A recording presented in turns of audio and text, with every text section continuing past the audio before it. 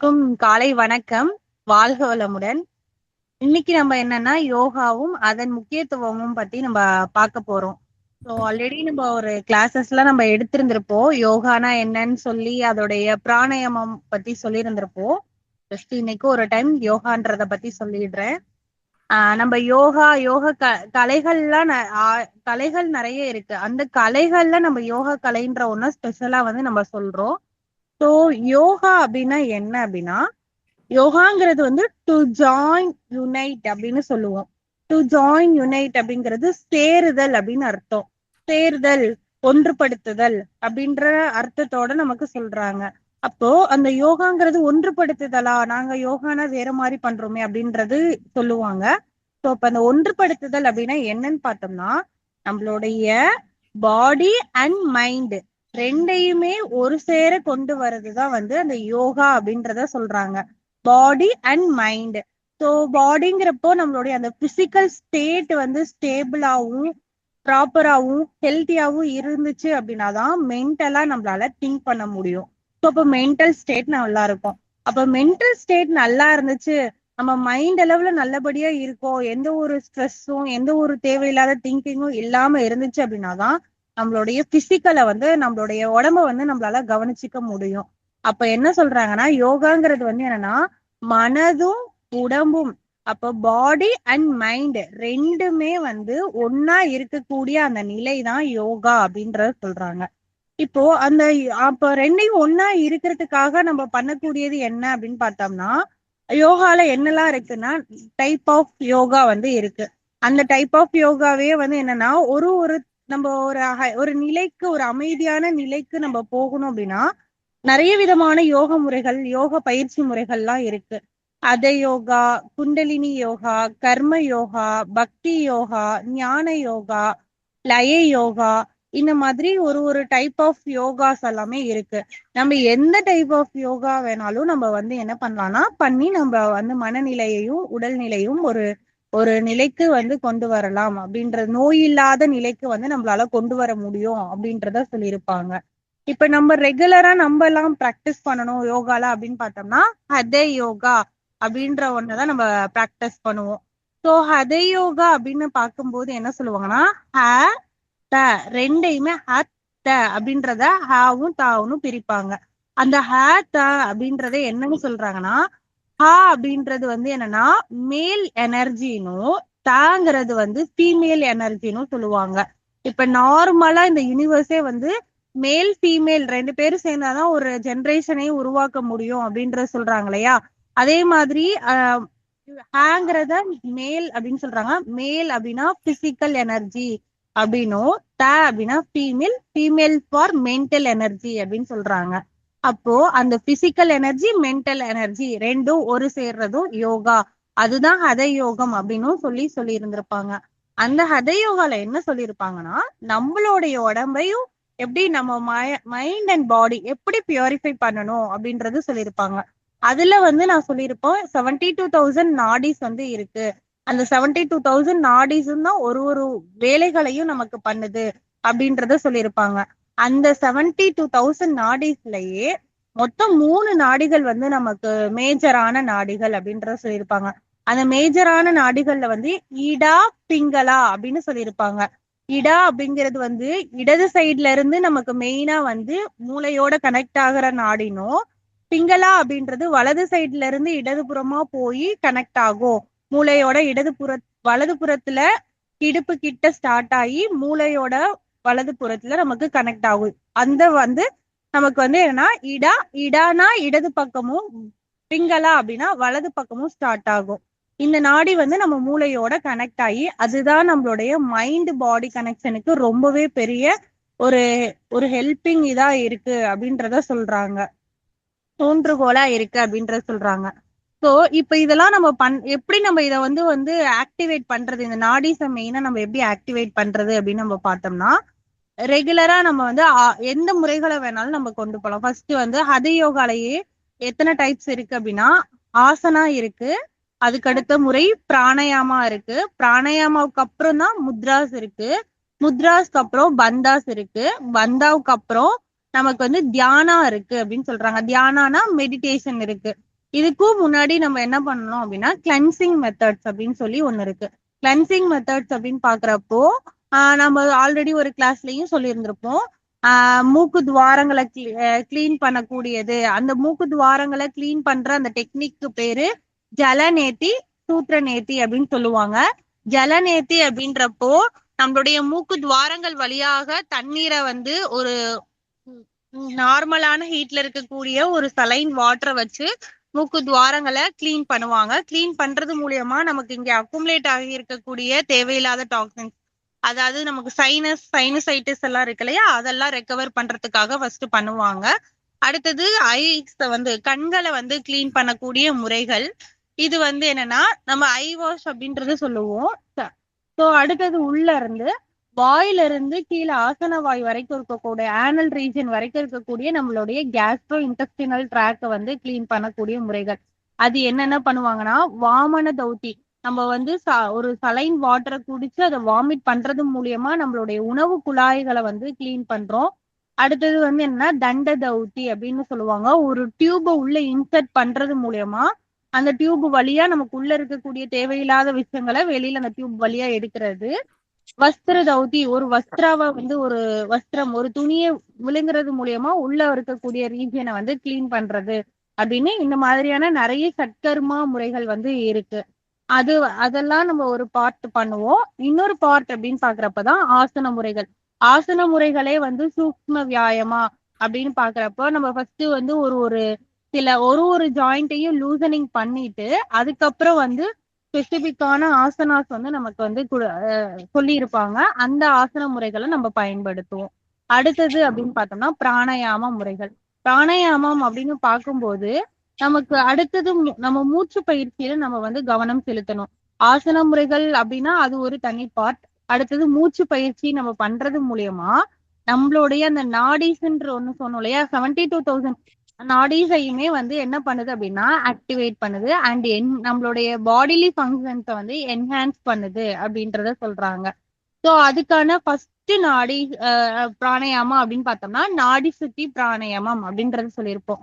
72,000 நாடிகளையும் தூய்மைப்படுத்துறதுக்கு நம்ம பண்ணக்கூடிய ஒரு பிராணயாம முறை நாடி சோதி பிராணயாமா, நாடி சோதன பிராணயாமா இப்படின்னு சொல்லுவாங்க.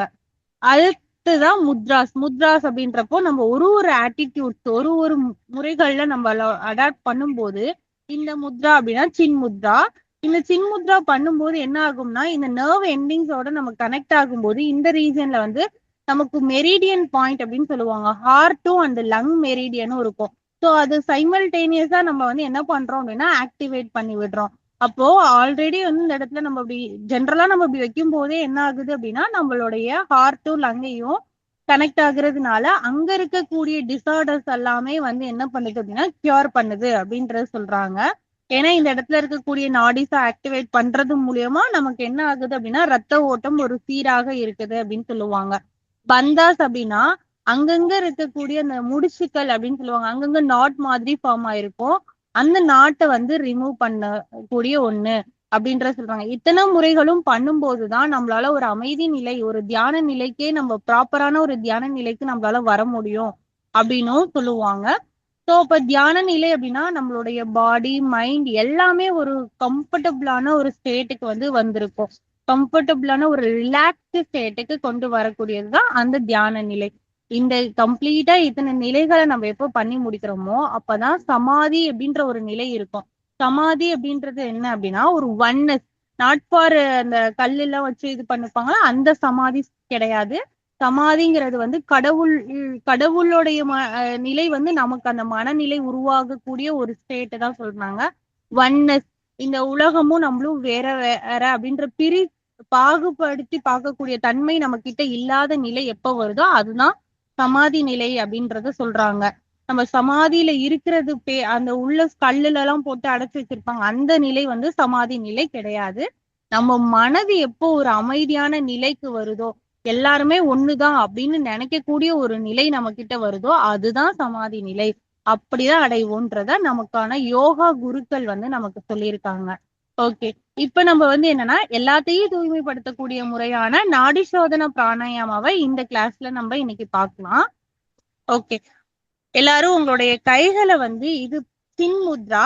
இந்த மாதிரி உங்களுடைய தொடைகள் மீது வச்சுக்கோங்க. உங்களுடைய தொடை மீது இடது கைய சின் முத்ரால வச்சு உங்களோட தொடை மீது வச்சுக்கோங்க. நெக்ஸ்ட் வலது கையை எடுத்துக்கோங்க. வலது கையில வந்து என்ன பண்ணணும் அப்படின்னா, கட்டை விரல் இருக்கு. அடுத்தது உங்களுடைய ஆள்காட்டி விரலையும் நடு விரலையும் இந்த மாதிரி மடிச்சுக்கோங்க.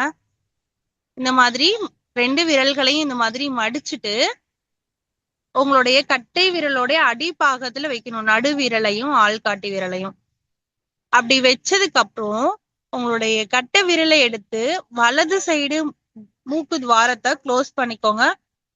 இடது வழியா மூச்சை உள்ள இழுங்க மெதுவா. திரும்பி இடது மூக்கையும் க்ளோஸ் பண்ணிக்கோங்க.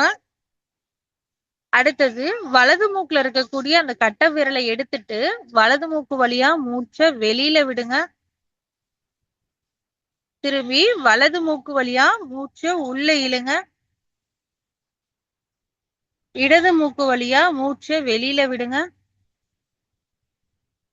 திரும்பி இடது மூக்கு வழியா மூச்சை உள்ள இழுங்க. 2 மூக்குகளையும் க்ளோஸ் பண்ணுங்க. வலது மூக்கு வழியா மூச்சை வெளியில விடுங்க. திரும்பி வலது மூக்கு வழியா மூச்சை மெதுவா உள்ள இழுங்க. 2 மூக்கையும் க்ளோஸ் பண்ணிக்கோங்க. இடது மூக்கு வழியாக மூச்சை வெளியே விடவும். இந்த மாதிரி சுவாசத்தை மாற்றி மாற்றி நம்ம உள்ள எடுத்துப்போம். ஆல்டர்னேட் நாஸ்ட்ரல் பிரீதிங் அப்படின்றத சொல்லுவாங்க.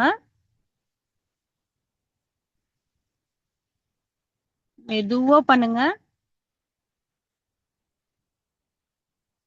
கண்களை மூடிக்கோங்க. உங்களுடைய கவனம் ஃபுல்லா உங்களுடைய சுவாசம் மேல மட்டும் வச்சுக்கோங்க.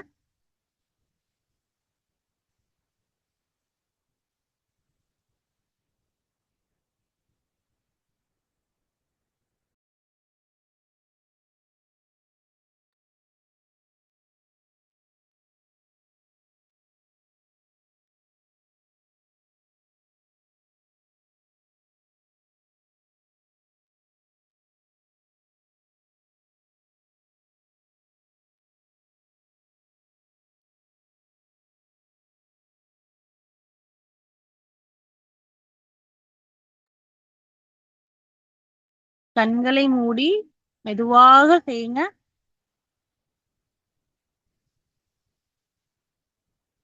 நீங்க இந்த மூச்சு பயிற்சிய ரெகுலரா டெய்லியுமே நீங்க பண்ணலாம். ரெண்டு 2 நேரம் பண்ணலாம். காலையிலயும் பண்ணலாம், ஈவினிங்கும் இந்த மூச்சு பயிற்சியை நீங்க பண்ணலாம்.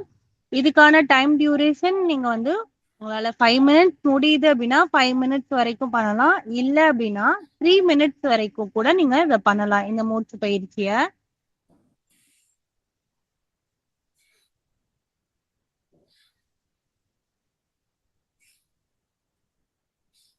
உங்களுக்கு என்ன வேலைகள் இருந்தாலும், எவ்வளோ ஒரு ஏதோ ஒரு ஸ்ட்ரெஸ்டான சுச்சுவேஷன் நீங்க ஃபீல் பண்றீங்க அப்படின்னாலும், அந்த டைம்ல நீங்க என்ன பண்ணலாம்னா, கொஞ்ச நேரம் ரிலாக்ஸ்டா வந்து அமைதியா உங்களுடைய பிரீத்திங்ல மட்டும் கான்சென்ட்ரேட் பண்ணுங்க. நீங்க பிரீத்திங்க மட்டும் கான்சென்ட்ரேட் பண்ணுனீங்க அப்படின்னாலே, உங்களால ஒரு சொல்யூஷன் வந்து எடுக்க முடியும். நார்மலா நம்ம இப்போ ஒரு ஓடி வந்தோம்னா, டீப் டீப் பிரீத் இன், பிரீத் அவுட் பண்ணுவோம். ஸோ அந்த மாதிரி தான். ஸோ நம்மளால ஒரு ஸ்ட்ரெஸ்டான சுச்சுவேஷன்ல இருக்கோம் அப்படின்னாலும், நம்ம பிரீத்திங்ல கான்சென்ட்ரேட் பண்ணணும். அப்படின்னாலே நமக்கு ஒரு திங்கிங் கெப்பாசிட்டி நமக்குள்ள வரும் அப்படின்றத சொல்றாங்க.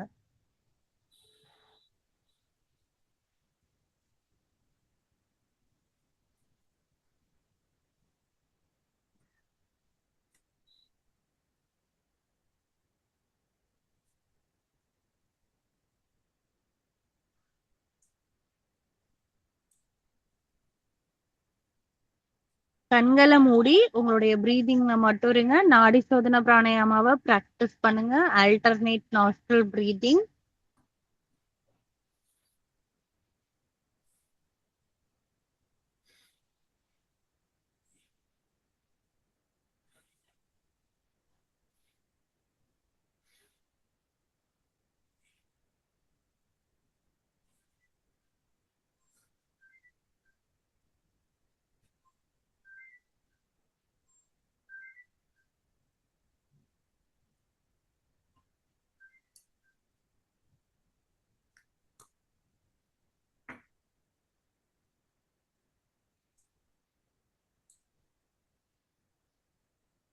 ஓகே, ரிலாக்ஸ்டா உங்க கைகளை, ஆண்களாக இருந்தீங்க அப்படின்னா உங்களுடைய இடது உள்ளங்கை மேல வலது உள்ளங்கைய வச்சுக்கோங்க. வச்சுட்டு உங்களுடைய அடி வயிறு கிட்ட வச்சுக்கோங்க. வச்சுட்டு நேரா நிமிர்ந்து கண்களை மூடி உட்காருங்க. பெண்களாக இருந்தீங்க அப்படின்னா வலது கை மேல இடது உள்ளங்கைய வச்சுக்கோங்க. வச்சுட்டு கண்களை மூடி நேரா உட்காந்துக்கோங்க.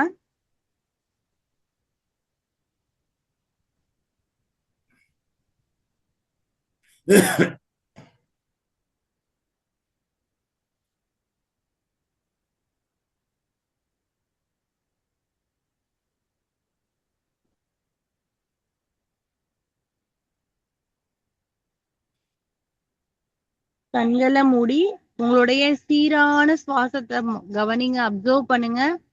நார்மலா நீங்க உள்ள இழுக்கக்கூடிய அந்த மூச்சு காற்றையும் வெளியே விடக்கூடிய அந்த மூச்சு காற்றையும் கவனிங்க.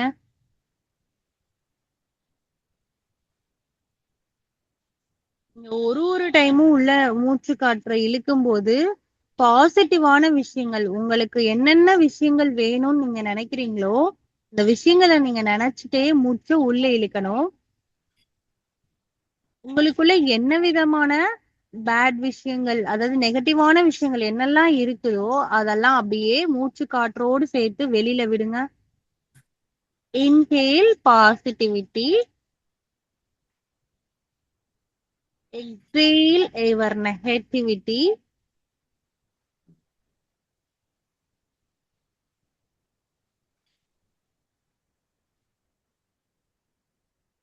இன்ஹேல் பாசிட்டிவிட்டி, எக்ஸேல் எவர் நெகட்டிவிட்டி.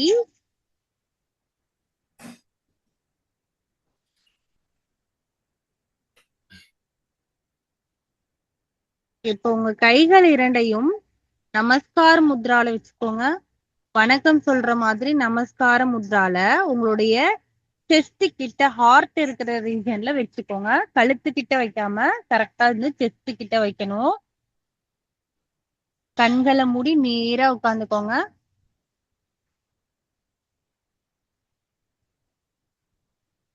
ஓம் அப்படின்ற ஒரு வேர்டு நம்ம சொல்லுவோம்.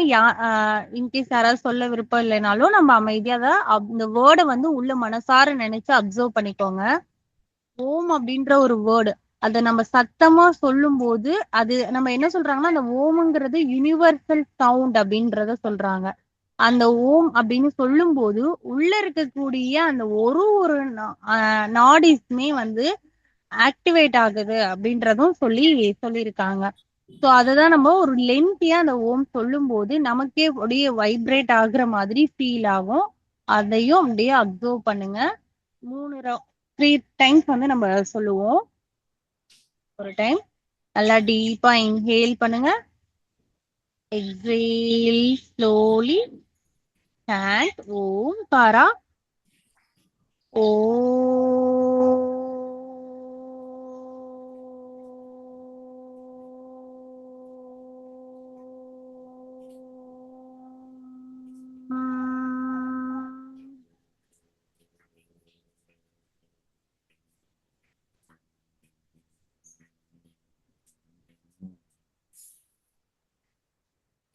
Again, inhale deeply, exhale.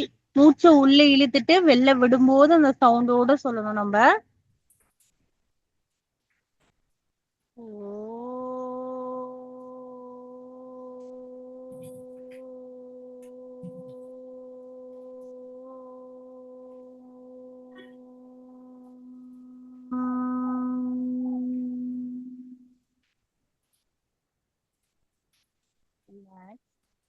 Third time, inhale deeply,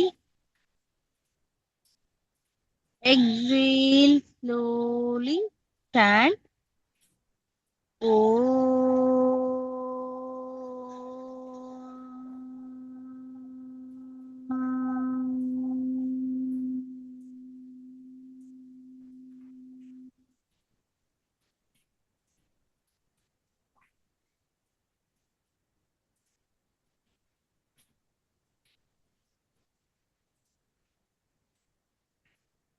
இந்த நம்ம ஓம்காரா சொல்லும்போது நம்மளுடைய லங் ஆக்டிவிட்டி இம்ப்ரூவ் ஆகும்.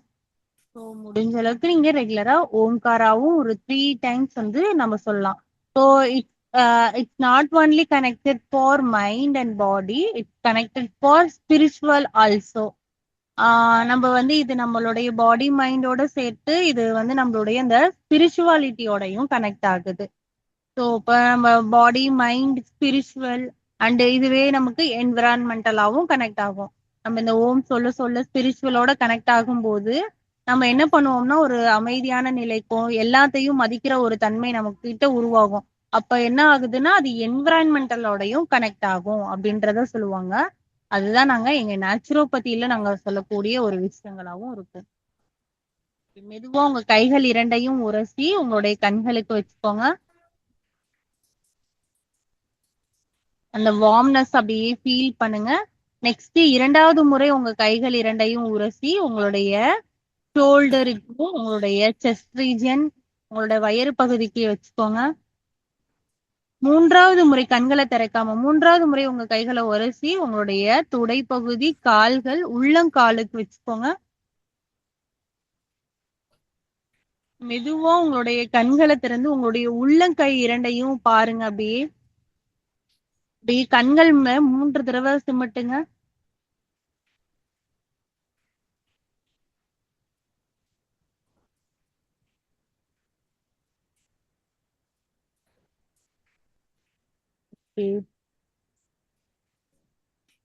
ஓகே. இன்னைக்கு இந்த செஷன்ல நம்ம நாடி சோதனை பிராணாயாமா பத்தி பார்த்திருந்திருக்கோம். நெக்ஸ்ட் வரக்கூடிய செஷன்ல இன்னொரு பிராணாயாமாவை பத்தின விஷயங்கள் பிராணாயாமா விஷயங்களை பத்தி பார்ப்போம். இல்ல அப்படின்னா ஆசன முறைகள் பத்தி நம்ம ஏதாவது பார்ப்போம். Okay sir. Thank you sir.